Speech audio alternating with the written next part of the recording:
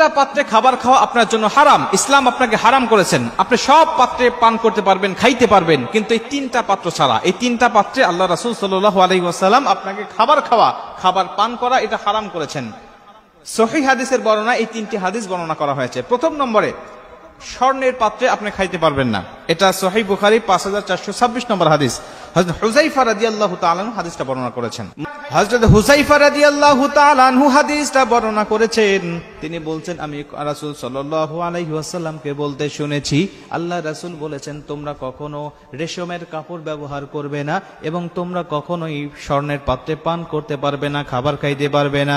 সাহাবায়ে কেরামরা তার কথাগুলো শুনতেছিলেন। আল্লাহ রাসূল যখন বলতেছিলেন, সাহাবারা বলছে, আমরা এই কথাগুলো শুনে আশ্চর্য হলাম।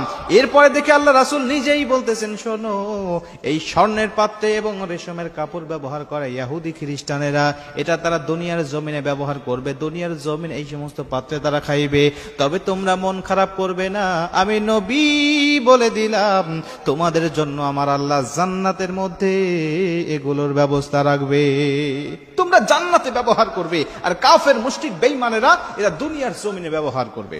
মুসলমান, তাহলে এক নম্বরে আপনি খাবার খাইতে পারবেন না, সেটা হলো স্বর্ণের পাত্রে। দুই নম্বরে খাবার খেতে পারবেন না, আল্লাহ রাসূল বলছেন, বুখারী শরীফ 5534 নম্বর হাদিস, আল্লাহ রাসূল সাল্লাল্লাহু আলাইহি ওয়াসাল্লাম বলেছেন, রূপার পাত্রে তোমরা খাবার খাইতে পারবে না। আল্লাহ রাসূল বললেন, যেই ব্যক্তি রূপার পাত্রে খাবার খায়, ওই ব্যক্তি পেটের মধ্যে যা ঢোকালো সব জাহান্নামের আগুন ঢোকালো। ফি বুতুনিহিম নারা, ফি মানে মধ্যে, বুতুন মানে পেট, নারা মানে আগুন, সে জাহান্নামের আগুন যেন তার পেটের মধ্যে ঢোকালো। মুসলমান বন্ধু আমার, এর জন্য রূপার পাত্রে, স্বর্ণের পাত্রে কখনোই খাবার খাবো না। আমরা আজকের থেকে যারা জানি নাই, আজকের থেকে আমলটা করব। যারা খেয়েছেন অতীতের জীবনের জন্য আল্লাহর কাছে তওবা করব।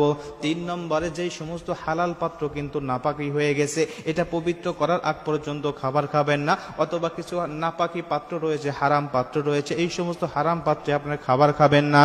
কোন হালাল পাত্রে যদি কুকুর মুখ দেয়, আল্লাহর নবী মুসলিম শরীফের হাদিসের বর্ণনায় বলেছেন, ওই পাত্রটা কমপক্ষে 7 বার ধৌত করতে হবে। এরপরে তোমরা ওই পাত্রটাকে খাবারের উপযোগী হিসাবে ব্যবহার করতে পারবে।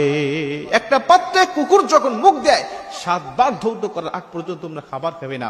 আজকে সায়েন্টিস্ট, বিজ্ঞানরা গবেষণা করে বলছেন, এই আধুনিক যুগে এই বিষয়টাই মুহাম্মাদের কথাটা আমরা কেন মানবো? সে তো 1450 বছর আগে কথাটা বলে দিয়ে গেছে। ওই ওল্ড যুগে কথা আমরা এই আধুনিক যুগে আমরা কেন মানবো, কেন বিশ্বাস করব? তারা বলছেন যে আমরা গবেষণা করে দেখলাম, একটা কুকুরকে পাত্রে মুখ দিয়ে আমরা দেখি অগণিত বিষাক্ত জীবাণু, ভয়ঙ্কর জীবাণু এই সমস্ত পাত্রের সাথে মিশে যায়। 1 বার 2 বার 3 বার ধৌত করলে এই সমস্ত জীবাণুর কিছুই হয় না। যখন এটা 6 থেকে 7 বার ধৌত করা হয়, তখন এই পাত্রটি 100% পবিত্র হয়, এটা 100% জীবাণুমুক্ত হয়।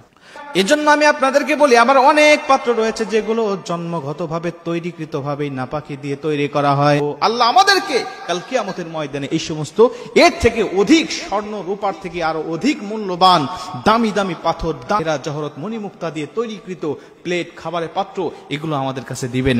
আল্লাহ রাসূল সাল্লাল্লাহু আলাইহি ওয়াসাল্লাম বলেন, এমনও কিছু পাত্র দেওয়া হবে তোমাদেরকে, যে পাত্রের খাবারও তোমাদের উপরে, তোমাদের জন্য খাওয়া হালাল হবে।